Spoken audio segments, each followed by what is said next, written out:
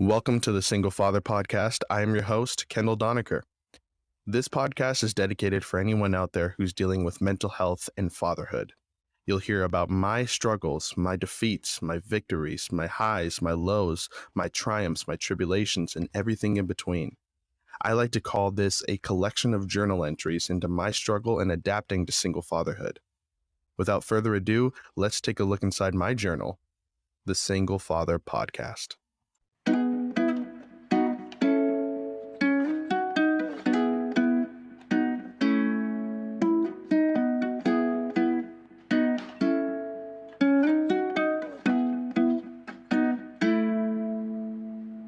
One that I've been looking forward to for a very long time. We're going to be talking about sex. And it's it's something that I really wanted to bring up, not only in regards to mental health but I spoke about sex a little bit in regards to how to speak to your children about sex and making that normalized. But I really wanted to expand the topic and just some personal thoughts and questions that I had up in regards to sex and figuring what's healthy, what's not healthy, what's supportive in a relationship and what's not. There are a lot of questions in regards to sex, and it's sometimes can be an uncomfortable topic, but I think diving deep and kind of understanding where kind of normalizing some of these things is definitely beneficial. So I'm speaking to Dr. Kate on this, and who is a sex therapist and a psychologist as well, and she's a very busy woman, and she spoke to me today, and I'm really grateful. I mean, it's a great episode, and she told me I ask good questions, and I'm happy about that because my thought is that if I ask good questions, then my listeners will get good answers. And even myself, a lot of these questions I asked her, I was genuinely curious. So I felt like I got a lot of information for myself as well. So this to me was a great episode. I really love this one. And as I wrap up this season of VentPack, a huge thank you to everyone who has been a part of it and was willing to be brave enough and to venting about the topics, whether it's mental health or genuine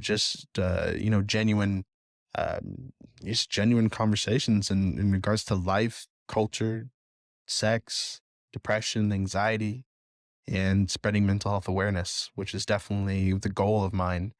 And I'm extremely grateful just because this season, especially in doing this podcast, I really felt like I got a lot of information about myself, how to move forward, how to cope with different things, and just a lot of helpful information that I can use in my everyday life. Um, and most of all, just a lot of perspective as well. And I think we could all use a lot of that, just genuine perspective and how to look at things maybe in a different light. Me personally, in my life, I've been exploring new things as well. I have a friend of mine who's um, getting me into a lot of like stones and crystals, and I've been actually. She goes a little far with it. I wouldn't necessarily agree with everything that she says, but she's been getting me into a lot of it, and I've I've I feel like it's been healing my soul, right? Because even if I don't necessarily agree with everything in regards to it, I feel like nonetheless it heals my soul. I have these rings and bracelet and these necklaces and these stones and around me and things like that, and it makes me feel good. I feel the energy come from it, and I feel like a happier person, or at least someone who's better equipped to deal with the everyday life and stresses that we all have. And I think that's really what it's all about. Even if you don't necessarily believe in a lot of those things, I'm not telling you to go out and surround yourself with crystals and gemstones, but I would encourage everyone to explore new ways of making yourself feel good. No sexual pun intended. Just maybe if you don't usually go to the gym, try it. If you don't usually eat healthy, try it. If you don't usually do yoga, try it. If you don't usually surround yourself with stones, crystals, and things of that nature, try it. Oils, essential oils, there's a lot of things out there that is available to us to make us feel good. Um, and just so happens one of those things happen to be sex, which we're going to talk about right now. So, without further ado, let's vent. Perfect. All right. So, I wanted to ask you. So, tell me a little bit about yourself, please. Sure, sure. So I'm a licensed clinical and forensic psychologist, and I started in this field. This is the second career for me. I used to sell group health insurance and dental plans and all of that, which was a good career, but I really kind of wanted a little bit more soul in the game. So Mm. I went back to school, and for a long time, I worked in the prison systems doing assessments and treatment with high risk sex offenders and high risk non sexual offenders to really kind of get a sense of what would be apt for them in terms of reintegration with the community, if that were something that were on their trajectory. So I did that work for a long time. I worked with the courts and did some expert witness testimony and evaluations. Then I really transitioned more into private practice. And in my private practice work, I really specialize on treating trauma and all different kinds of things that are born out of trauma. And so my definition of trauma is very broad, but um, you know, anything that kind of overwhelms us or overwhelms our nervous system to the point that it leaves an indelible mark. And that can really show up in our life in a lot of different ways. It can look like anxiety, depression, it can look like PTSD, it can look like addiction issues, and disordered relationships to food, to money, of course, to sex and porn and love, and sexual dysfunction issues. So, as a certified sex addiction therapist and certified sex therapist, as well as a couples therapist trained in the psychobiological approach for couples therapy, I'm really helping people remediate the long term symptoms of trauma or dysregulation that cause problems Mm. for them later in life. Wow, that's really interesting. Tell me about like in the prison system. Is it? I mean, that has to be very interesting because a lot of these people are, criminal sex offenders and things of that nature. Um, I'm always curious. Is there a is for instance, is based on what you're saying, is there a traumatic reason why people would engage in that sort of criminal activity of maybe sexual assault or something like that? Does that stem from anything specifically? Well, here's what I'll say about that. There are some studies that demonstrate that there is no trauma that's at the basis of offending behavior, and then there are a lot of studies that demonstrate a lot of correlational activity between early childhood adverse experiences like abuse and neglect and so on, that Right. do lead to offending behavior. But what I want to really emphasize is that there are a lot of people in this world who endure abuse and neglect and trauma at an early age who do not grow up to be offenders, Sure, right? of course. Yeah. But many of the offenders have some trauma in their history. So it's Mm. hard to sort of say there's not a connection there. So it might be just some maybe just mental health snap there that kind of brought someone to do something like that. Yeah. Yeah. Um, and then I wanted to ask you about like maybe relationships specifically. So for me, so again, I'm pretty open, so I'll just ask you. So is there a reason in relationships where so for instance, like a guy, right? If I'm engaging in sexual activity with a woman, but for some reason, like my mind says, I am so ready to go. I'm ready, right? But the something else isn't connecting, right? Is there a reason for that? That's Because a good as a point. guy, Mhm. yeah, I just feel like that maybe like I've been there. I think lots of guys have been there. Like, I'm ready to go, but your sexual arousal for some reason isn't Mhm. up to par. Yeah, yeah. There are so many reasons that could underlie someone's erection not cooperating with their intentions, right? And Yeah. they can include things like anxiety, fatigue, um, perhaps they're too early in their refractory period from their last orgasm, and so they're not able to quite get there in the arousal cycle again. Um, for some men who watch a lot of pornography, it can impact their arousal with women or with partners in real life. Mhm. Sometimes it's a medication issue, sometimes it's a medical condition issue, sometimes it's an alcohol or other substance related issue. So there can be a whole myriad of reasons. But also, I think it's important to just note that not every sexual experience needs to involve an erection. And sometimes our bodies just have other plans. And it doesn't even mean that something's wrong. It could just mean, hey, I'm not really as into it as I think I am. And that's okay. That's and I hear a lot about that as well because I feel like pornography tends to be maybe an issue in some relationships. Because I wanted to hear your thoughts because I feel like some people say, well, pornography is healthy in some standards, and there's nothing wrong with engaging in pornography and masturbation and things like that. But then I also hear that it can also be very damaging, especially maybe for men who kind of, I guess, is it that they see a certain perception of porn and it's not in reality, so they get maybe disinterested, or what would you think? Yeah, those are all really great questions. And I'm actually developing a course right now online for men who are struggling with some kind of problematic relationship to porn and masturbation because it is a really Oh, emergent really? problem. Yeah. So let me just be really clear on one thing. I am not against visual erotica as a construct. We, as human beings, we are visual creatures, and there is nothing objectively wrong with getting turned on by seeing other people, engage in sexual behavior. What I do think is one of the pitfalls of pornography for people is when it's used too frequently, or the kinds of images that are being viewed are so much different than what's going on in their real life. There's a big disconnect with how the brain gets wired for arousal. So if you're watching porn that's really extreme or really unlikely to be replicated in your day to day life, and then you go into your day to day life and you're like, wow, I really used to like vanilla ice cream. It was awesome. But now it's so Right. boring because I've been eating chocolate ice cream with salted caramel and, awesome like sea salt on top. And, it's all kinds of amazing. And then you go back to vanilla and you're like, yeah, it's nice, but kind of miss my sea salt and caramel and Right. all of that.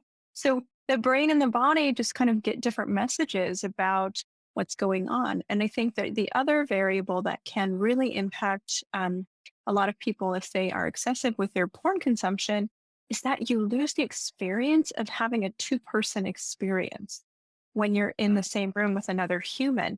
And so when people watch porn really compulsively, basically their body learns how to be aroused without data from another human being in the room. So you don't get that sensory experience of smell, taste, sound, touch, all of that. And so then when you're in the room with a real life partner, it can sometimes be distracting, or it can um, combat arousal, or it can create a lot of anxiety because now all of a sudden you're with a real person. There's all this feedback coming at you, and you're like, I just want to watch the screen. That's a one directional Right. experience. And so I think there's just a lot of different implications on the brain. And with most of the porn consumption these days being digital, it influences our brain in a very different way than sort of print media. Is there a connection between maybe that specifically and maybe sexual assault? Because it's just in my head, I'm thinking, is there like a sense where maybe a guy isn't experiencing those same, extracurricular activities that he sees in pornography, and maybe he transcribes that within sexual assault if they have like some sort of mental health issue, if that makes sense. I'm not quite sure I understand what you're asking.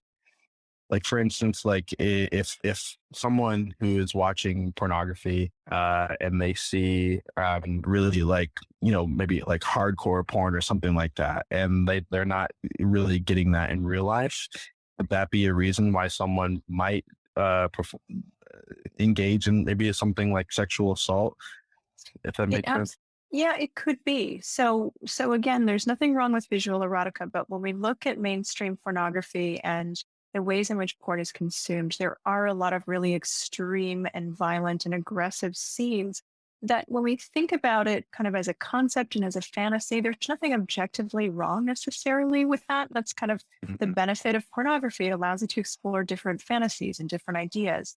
But if that's someone's arousal template and it's really sort of the only thing that they are indulging in terms of arousal, it can there's a couple of things that can happen. One, seeing it so frequently and so readily can provide messages that that's in fact what women, for example, want. And Mm. it can misconstrue expectations about what sex can actually be like. So if someone doesn't have a lot of other data, other experiences, and that's their only source of information about sex, they Right. might not really understand the concepts of mutuality and consent in the same way. So there's that. But certainly, if someone's not able to get aroused with a consensual situation that doesn't mirror what they're seeing in non-consensual fantasy porn, it might, increase the likelihood that they would start to push that boundary. Mm. Interesting. And can the same happen with women as well? Not necessarily the sexual assault issue, but can women, because obviously thinking from a male's point of view, but can women get disinterested with one-on-one in porn or sex because they look at porn too much? Sure. Sometimes the studies aren't as conclusive with women. There certainly are a lot of women who do struggle with compulsive porn use, but the data is much less rich with that Hmm. population than it is with men. But of the women that I've worked with, certainly they can become desensitized to different kinds of sexuality, or excuse me, sexual experiences in real life.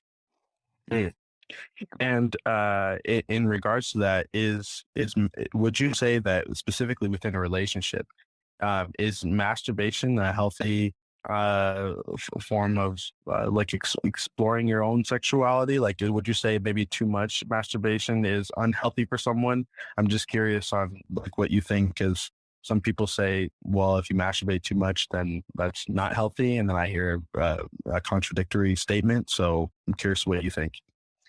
Well, I think it's important first to define too much. And that's difficult to do because the answer is subjective for every person. And, Sure. one person's once a day might feel fine. Another person that might feel like it's too much. And for someone else, it might feel like it's not enough. So we have to be really mindful that every single person's body is different and their relationship to arousal and to sexual stimulation is different. People have, different refractory periods to keep in mind. So there's no cookie cutter answer for how much porn is acceptable or masturbation is acceptable, whether you're in a relationship or not. But some of the things that I would think about are are you keeping it a secret from your partner? Because if it's a secret, then it's probably a problem in Mm. some way, shape, or form, right? Whether it's because your partner doesn't like porn or it gets in the way of you being sexual with your partner, I might consider that an issue. But for a lot of couples, they're fine masturbating on their own, and it can be a really healthy source of sexual exploration, self care time, self nurturing time, and they bring that zazazoo back to their partner, and it allows their sexual chemistry to be even stronger because they do value a sex positive relationship to self pleasure and partner pleasure. So again, it's not a problem if it's not a problem for the couple. Sure.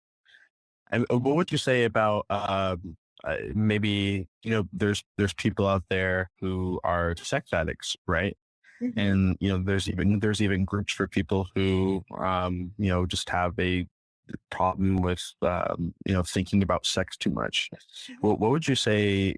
I want to hear your opinion on something like that, because I just got out of college where pretty much everybody thinks about sex, but you don't think, hey, I don't think any of these people have a problem.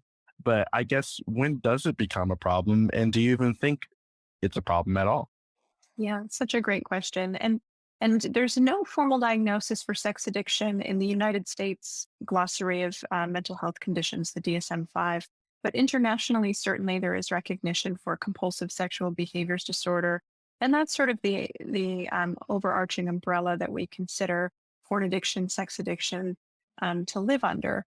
So to answer your question, again, everyone's relationship to sexuality is different. And so we really can't say if someone crosses over this threshold, then there's a problem in terms of the frequency that they're having sex, thinking about it, so on and so forth.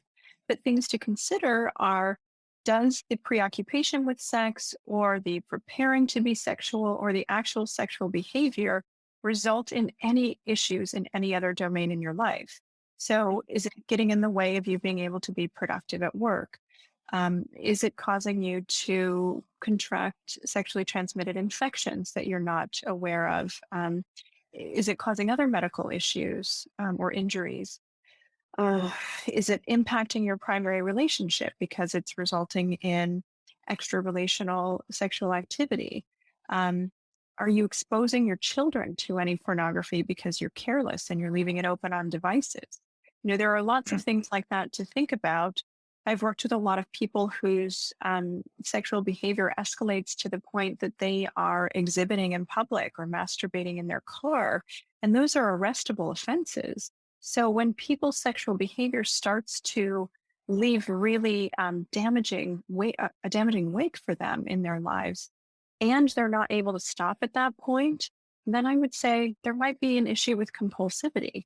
So some other indicators to look for are things like, um, do you experience any withdrawal symptoms? Now, people think about withdrawal from, for example, an opioid being very obvious. People get sick, they have fever, chills, maybe they're vomiting, they're nauseous for several days.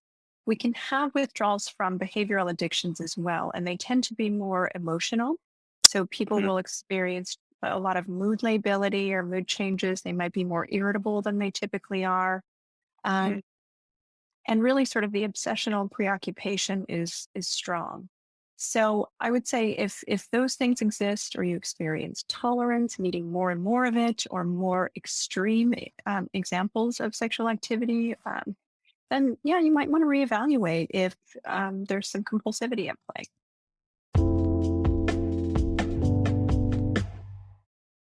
If you haven't heard about Anchor by Spotify, it's the easiest way to make a podcast with everything you need in one place. Let me explain. Anchor has the tools to allow you to record and edit your podcast right from your phone or computer. When hosting on Anchor, you can distribute your podcast on listening platforms like Spotify, Apple Podcasts, and more. It's everything you need in one place. And best of all, Anchor is totally free. Download the Anchor app or go to anchor.fm to get started. Oh wow, I never even thought of it that way. Yeah, it's very interesting. Why do you think there's such a sexist view on so again speaking from a verse of a college point of view. Okay. So if a guy were to sleep with like a lot of women, he is kind of praised for it. But if a woman engages in a lot of sexual partners, it's more of a derogatory point of view. Yes. And within speaking with a lot of women, and yeah, I think it's a very sexist kind of point of view. And I wanted to hear your view on that. Why do you think we have come to that sort of conclusion about men versus women and how many people we're allowed to sleep with, in a sense? Yeah, it's such a great question because there absolutely remains a double standard about sexual behavior when it comes to cisgender men and cisgender women. Um, there are a lot of variables that I think contribute to this double standard. One is definitely a patriarchal and a sexist mindset that has been passed down generation to generation from generation, and it's made up of a lot of different kind of social variables. I think there are a lot of very, very, what's the word I'm looking for? Kind of early human existence, religion based attitudes about gender that were born really out of a lack of sophistication and understanding gender and the human species and sort of the biology of how we work. So human beings were so innovative in our survival strategies. When we don't have answers for something, we make it up. Right. And oftentimes in very early civilization, that took the form of religion. It took the form of kind of folklore and fantasy. And those stories became ingrained as understanding. And over time, unfortunately, they didn't really get challenged until we became more sophisticated as cultures and the educational, academic, and philosophical um, experiences of humans really blossomed more in more recent centuries. So I think we have a long history of sort of misunderstanding about the differences between men and women that are overcoupled with religious ideology and certainly political and power based ideology. So, all of those things kind of coupled together have created this very bifurcated understanding of who's allowed to be sexual and enjoy it and who's not.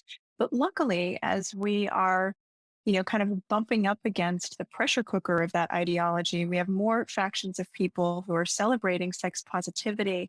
And my hope is that that continues because when we liberate women from all of that shame sexually, men's lives get better too. Right. And I think that's sort of the fear is that what happens if women enjoy themselves sexually? And what does that mean for how they operate in heteronormative relationships with men? And what does that mean for the men? So there's just a lot of fear, I think, that gets in the way of that. But when women are free to be sexual, oh my God, everybody's so much happier. Yeah, you're right. I don't think it's bad for men at all. uh, so last couple questions here, and I wanted to, it's just getting your opinion because I generally am curious. I have much respect for you. So I wanted to hear your thoughts. I read this study recently that argued the positivity of open relationships. Um, and that as well is a very taboo thing, right? And I wanted to hear your thoughts on that. And do you think that can work or be healthy or is effective? Such a great question. Again, it kind of comes back to every single human being on the planet is their own person. And so there are some people for whom an open relationship absolutely won't work.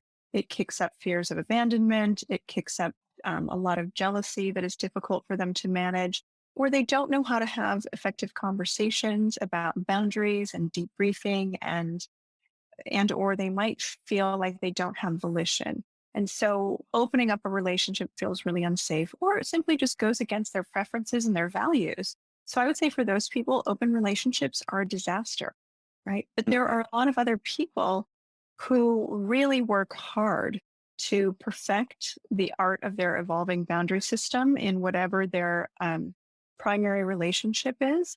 And they do a nice job of getting their needs met from others and really preserving the primary coupleship. And so, it might not work for everyone and it might not be ideal for those people. And then for others, the idea of monogamy feels suffocating, it feels oppressive, it feels unattainable, or they simply don't trust that they'll be able to find that partner in their lives. And so, I think there are a lot of motivations that go into people choosing one lifestyle or another. And if it doesn't work for you, don't do it. Right. But Yeah, if it does, talk to a sex therapist, talk to somebody who's done it successfully, and definitely be proactive and intentional in how you organize it, because that can be sort of the setup for success or failure if you don't do it. absolutely. Yeah. And I speaking of like openness, immediately when I was like preparing to speak to you, I just thought of all the questions I'd ask you, but for some reason I kept on thinking of 50 Shades of Grey, right? I wanted to ask you your opinion because in that I think there are even some conversations that I've had personally. There are some people who like to have a dominant relationship and a submissive relationship. Mm. And I wanted to ask you your opinion. Are those things healthy? Because it goes back to the kind of our beginning of the conversation. My fear would be um, maybe a man takes that too far and thinking that I'm the dominant person. Right. And then I think of maybe a submissive person and I think of, is that bad for your self-esteem? I think of so many questions when I think of something like that. I wanted to hear your thoughts. Yeah, no, such good questions. Well, first I would say that the book and the movie 50 Shades of Grey, in my opinion, does not depict the ideal BDSM relationship because it's not always consensual in that movie, and that is in direct opposition with healthy kink. So for people who want to dabble in power dynamics with their relationship, really there are a couple of key things to consider. You can get very extreme in the dominant submissive roles, and it can be very healthy if everything is consensual. There's healthy communication and boundaries. All limits are respected and honored. And there's consistent debriefing after and constant checking in with each other about how is this feeling for you? How does it work for you? What doesn't work? How do we readjust? When those things are in place and there are really strong guardrails around the role play, it can be incredibly liberating. It can be incredibly healing. It can be really arousing to play with different kinds of power in a relationship. There are some people who like to switch between the dominant and submissive role, and there are some who feel more comfortable in either of those roles more exclusively. And again, it's really about finding someone whose kink complements yours and making sure that you're talking about it really effectively. Mm. That's deep. I like that. And so I have a long way to go on this, but I need you to help me out with this as a father. So I was Okay. speaking to someone, and I was having a general conversation with someone, and they were upset with their girlfriend doing something called OnlyFans, which I'm sure you've heard of. Mhm. And they were very upset. And they said, well, how would you feel if your girlfriend or even your daughter did an OnlyFans one day? And I said, I would be so upset. And a woman was in the room. She said, you shouldn't, I guess, I don't know the right word. You shouldn't really berate her from exploring her own sexuality and doing what. But I guess help me out. Is that an insecurity for men to not want someone to do something like that, or is it because I think is that bad for someone else's reputation? Am I just thinking of a male's point of view, or please help me? You know? Well, I think this is a very, very tricky question, and it's fantastic. What I'm hearing is a lot of sort of bumping up against that same double standard that we were talking about before, right? And the shaming that goes along with women being sexual and Mm, using their sexuality in any way that feels empowering for them. So it's a very delicate line to walk. And what I would say is that it's a different conversation if it's a partnered context or a parent child context. right. But as a parent, I would say, my best offering to you would be to really, think about how you're setting your child up to be relational with sexuality. If they choose to do something like an OnlyFans, or if they chose to be a sex worker, or if they chose to go into the porn industry, how would you help them distinguish what feels right for their body and to understand what their motives are? How would you help equip them with tools to understand the difference between empowerment and empowerment that actually is being exploited for the benefit of others. And there just is no sort of easy way to be able to, just point to something and say, well, if you draw the line here, then it's okay, and over here it's not, because everyone's threshold is different. Um, but I think we run a pretty dangerous line if we start shaming women for doing OnlyFans, because that market exists because there are consumers, right? So if we're going to shame Right. women for doing this, we have to also shame the people who are watching it. Right. So Right. when we stop shaming over here and it becomes okay here, okay, fine, great. Then everybody is aware. There's consent. People aren't getting exploited. They get to set whatever worth they deem is appropriate for the monetization of it. And I think it can be done really in a healthy way. Um, but certainly, if we what's the word I want to use? If we enable that old mentality of women who do this are sluts, or they're broken, or they're tarnished, or they're damaged, we're just engaging in a giant social practice of victim blaming and slut shaming and Mm. continuing to bifurcate men can be sexual and women cannot. That was a beautiful answer. And I, I really needed to hear that. So I really appreciate you. Um, wow. Well, I really love speaking with you. This was eye opening. Those were really genuine questions that I did have, and you really helped me out. One of the things, the last question I really wanted to ask you is, what would you say is kind of, I'm thinking of the right word, but what's the direct correlation between mental health and sexuality? Is there there's something where someone can be more reserved because of something that they went through in their past, or more explorative because maybe they were sheltered in the past? Is there a really strong connection between sexuality and mental health? That's really what I want to know. Well, first, let me just say you ask awesome questions. So thank you for your questions. They're so great. Um, so direct correlation is sort of dicey language because I don't know what kind of the variables are that we're measuring here, but what I'll say is that every single human being has a relationship to sexuality, even if they are asexual. That's a relationship to sexuality. And because we all are sexual beings, right? Given that we have a relationship to sexuality, even if it's an absence of sex, our sexuality is a part of who we are. And so we can't ignore the Gestalt. For people who don't know that word, it's a German word that means the whole is greater than the sum of its parts. So if we compartmentalize and ignore any one domain of our identity, it's going to have a ripple effect in other areas of how we show up in the world. And our mental Right. health is another one of those domains. So if we're struggling with mental health issues, it is likely that it will show up in our sexuality, in our work environment, in our capacity as a parent, as a friend, all of those things, all of the other domains are impacted.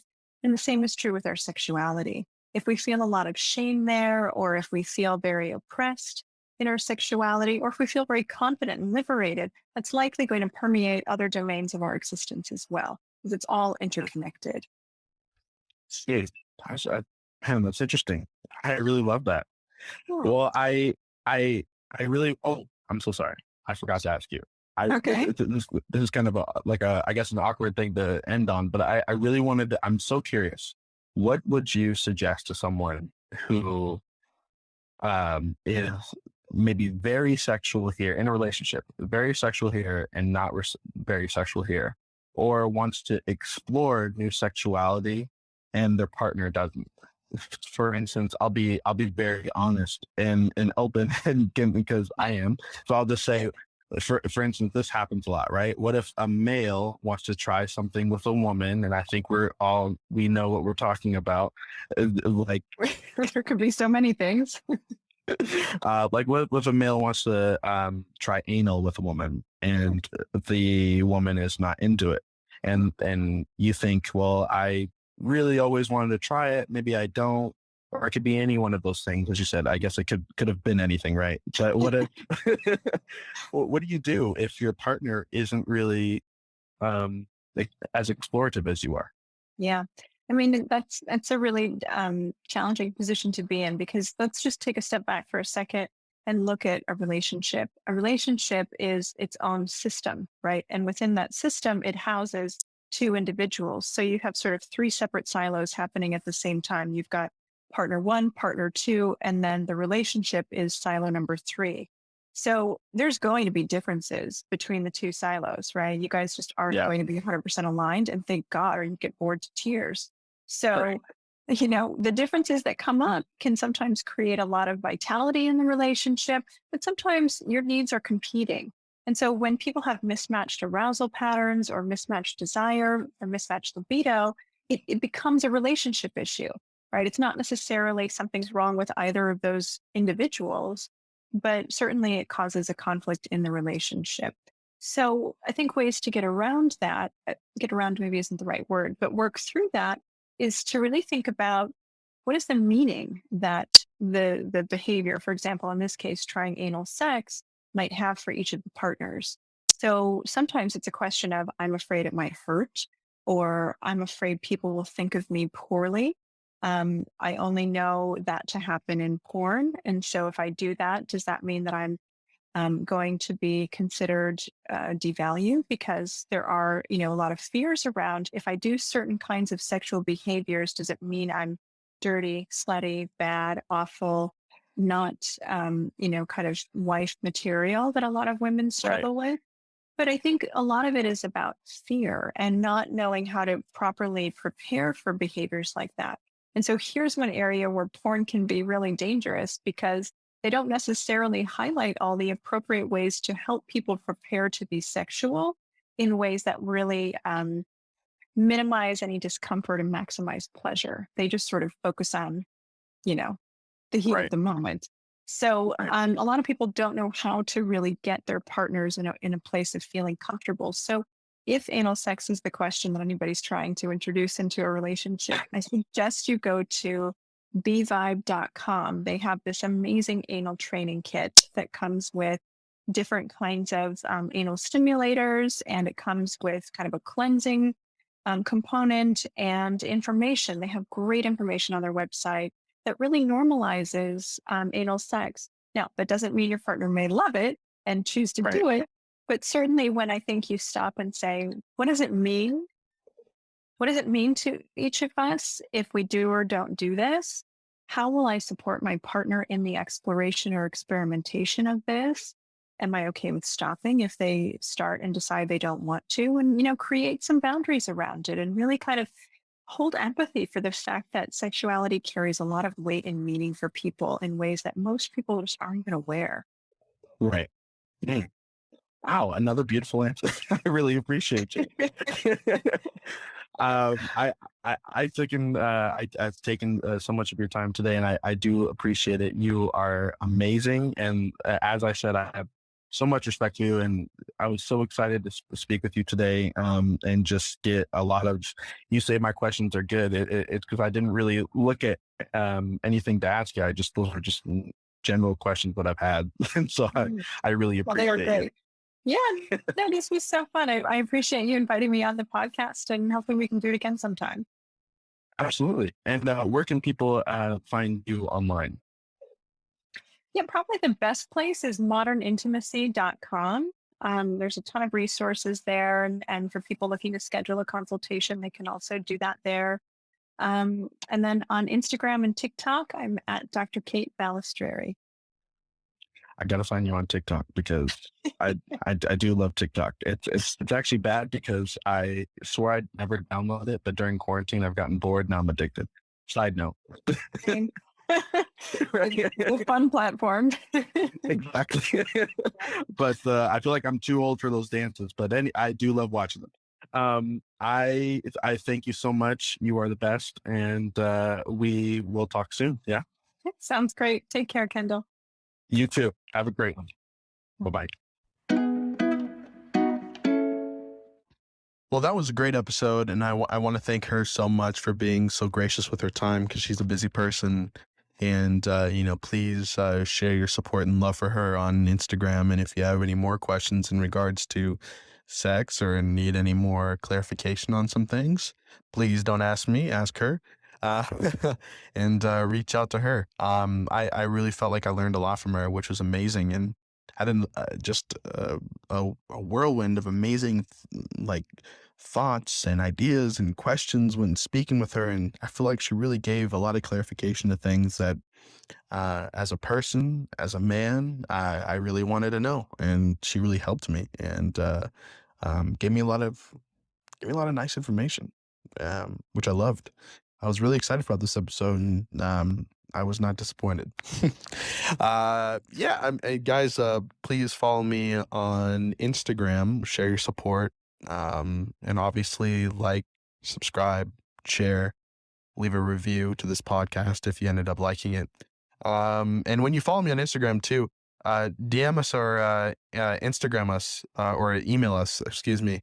And I'm going to be doing something next season, which, whenever I feel like it, but it'll be, what I want to do is I want to try something new. I want to invite people, whether they're random, whether I know them or not. They can even be anonymous, but I want people to join me on a podcast and talk about mental health, and we can vent from here to Timbuktu. We can just talk about about your day, your anxieties, or about anything that you might be going through.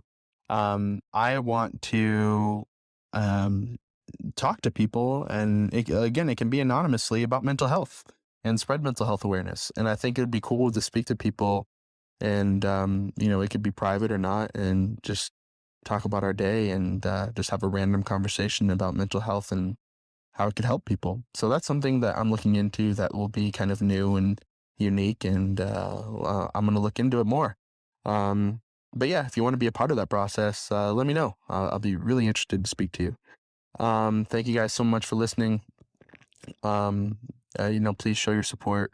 Under this episode, there will be a link to, if you want to donate to the podcast. It'll help with, if you notice that every single one of my guests has a better audio than I, and it's because, I need more money. So if you want to support the podcast, please do so. Please join me in the effort to spread mental health awareness. Within that, a lot of it is with our climate. I'm a huge climate change supporter. Please do everything you can to look within your district and within your state on what you can do to support climate change. Guys, go out and vote. No politics on this show other than to say vote. And, I'm really excited to see what's next for the podcast. So thank you. Thank you to everyone who joined me on this journey so far. And thank you guys for not berating me on my lisp too much, because, as I said, as I got older, my lisp became worse. I don't know why. But yeah, thank you guys. I'm really honored and happy to share this podcast with you and just open myself up a little bit more and spread mental health awareness and make it a little bit more normalized, especially for men and within the African American community, which is definitely a marginalized group that doesn't get enough support in regards to mental health. So again, Instagram, VentPack Journal. And remember, we vent together. We stand together as a pack. VentPack.